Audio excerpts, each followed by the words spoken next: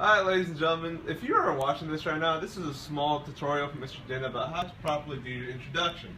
If you don't have your notes for whatever reason, feel free to continue to look at this video, and I'll send you the document I'm currently looking at, just in case you ever need that help. Now, first and foremost, what I got up here are the three main points I want from your introduction at all times, okay? If you're missing any of these, they're terrible. Now, the 3 points I need are A, the hook, B, the background information summary, and C, the thesis. Now, I will verbally tell you what they are, and I'll also send you another document with the notes telling you what they are after I give you an example. So in case you need it, I'll send this to you. No big deal. Now, the hook, first and foremost, is just you calling my attention to whatever the topic is. Now, for me personally, I'm perfectly fine if you ask a question that makes me think about your topic. For example, if your topic is about, let's say, lying or fast food, you'd ask me a question that makes me think about how good fast food really is and if it's worth it. Now, B, the background information is significantly more complex. I'm trying to find this is where you guys are having a lot of trouble. A lot of people are just telling me the name of the articles, and that's not enough. Particularly when our prompt is focused on the author's purpose, it's a good idea to to tell me what the names of the articles are, who wrote them, or particularly where they're trying to get you to think and feel. Okay? That is the kind of things you want to cover for your background information. And for the background information, well, that's me. Background information, you want to go roughly 6 to 7 sentences, especially when you have 2 articles summarized. Okay? If it was the giver, I'd maybe go 5 would be okay. But since it's 2 articles, I suggest maybe 6 to 7 sentences. More is always welcome. And C, the thesis. Now, I've told you multiple times, you will fail this essay unless you have a thesis. Okay? Now, the thing about the thesis is, it has to directly answer the prompt. The prompt is basically, what is the author's purpose of both articles, and compare and contrast them. If your thesis does not answer that, I will assume you don't have one, and your essay will receive a very good score. Now, I'm going to run through the example, okay? So, for the hook, I would ask a question. Let's do fast food. Let's just do fast food real quick. We don't need a point for the hook. Thank you. I can zoom in. I'm being assisted by my 2 TAs right now, Brenda and Jacob. I don't know how embarrassing this is for them, but it's funny for me. Now, the hook you want to ask, like, what impact do you believe fast food has on the environment? Now, I asked that question, and if I was a reader, I'd be like, oh man, I don't know. What does fast food have on the environment? Does it have? Okay, I don't know what fast food does to the environment. Okay? And then the next sentence would answer it. Like, in general, fast food and factory farms cause irreparable, which is a big word. I like using big words. It means you can't repair it, damage to the environment. Now, I'll leave this up here while I discuss it real quick. Okay. A, it introduces what the general topic is, while pulling me in by making me think about the question. Like, oh man, if I was reading this, what does fast food do to the environment at all? I don't know. Oh, it causes tons of damage? That's terrible.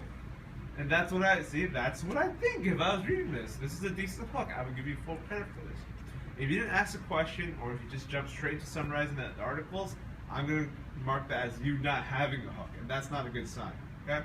Now, if you want to continue looking at this example, I already told you, I will link this with the YouTube video, the tutorial video I'm sending to. Okay? Just in case you need that. Now, where's my mouse? Okay. Background information. This is where, like I said, you guys really need to get in depth about what your article is about. Now, I don't actually have the articles in hand in front of me, so I'm just going to make it from articles just to give you an example. In fast food world, in the article, damage by B.J. Sutherland, the author discusses major issues caused by farming large amounts of meat in small areas. No, the author also proposes alternative methods to farm large amounts of meat while not causing by. That's what's always the difficult stuff. Also, the main purpose, author's purpose in this particular article is to inform the reader about the damage caused by mass fast food consumption. Now, right there, that's a quick 3-sentence summary of one article. Okay. If you're telling me that you can't, make 6 sentences from 2 articles, you're clearly not reading both your articles fast enough. I'm not fast enough, thoroughly enough. You gotta clarify. I'm getting old, guys. Give me a break. Now, I summarized one article. It's 3 sentences, easy. In order for the reader to understand what your point is coming from, you're gonna need at least 2. I mean, you need to summarize the second article as well. Okay. Now, let's say I did a second article that is on the other side, like called Factory Farms Actually More Efficient by by Susan Sutterby. Oh, my bad, I meant to say. In the second article, Factory Farms by Actually More Efficient Sutterby, the author argues that mass factory farms actually cut back on the environmental impact because they take up less space. And I could be like, what else is something I need to know here? Well, the author also argues that free-range farms take up too much acreage for. By the way, acreage means like amount of acres for the meat. The author's purpose in this particular article is to convince the reader that factory farms are necessary. Now, again, I know this is running by really fast. I will give you another link that shows you the exact notes, whatever I'm typing, if you want me to slow it down. The key here is that you can hear my voice and explanation while I tell you how I want my introduction to be done.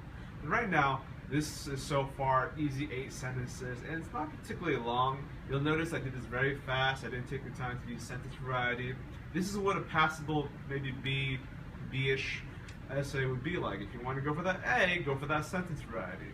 Okay, now, I've summarized both articles, and if you recall with the last step of a proper introduction, I need to do the thesis.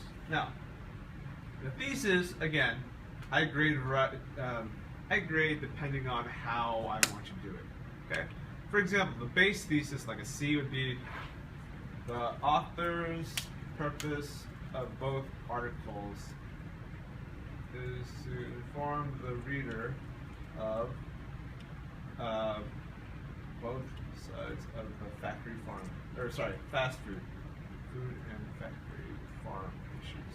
Okay, that's a solid maybe B or C. What's really lacking to turn this into an A, I'm gonna put that right here.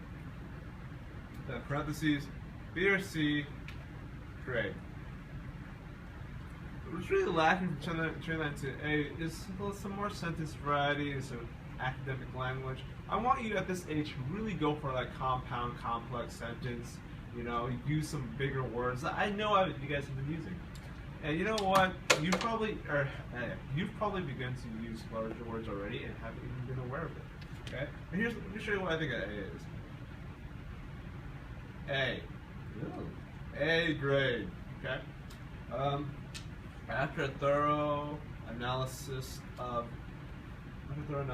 both articles, I've come to the conclusion that both authors are trying to convince their target audience of the pros and cons of fast food and factory farming. Significantly longer and more thorough. If I want to even be more thorough, I can just tell straight up the names of the articles. I mean, sometimes that really doesn't matter to me, depending on how good the rest of the thesis is. Okay. Now, I know theses are difficult for you guys. So, what I've given on this notes is a bunch of sentence starters. Okay. So I sometimes like to start after analyzing, or despite both articles stating, or in the end is something I'm trying to grow away from using. Okay. There are others, but those are the main three I find myself using frequently. I'll probably give you more in the other video tutorials, but that's just a start. Now, if you have any questions, feel free to email me. I hope I answered all your questions. That's just the first paragraph. Like I said, I will be sending this to you. I know it's a lot of information to process quickly. Okay, you will have this particular example on hand at all times. Thank you very much, and again, thank you for Brenda for pointing at things, and Jacob Hannigan for recording this to me. And remember, feel free to ask me if you need any help.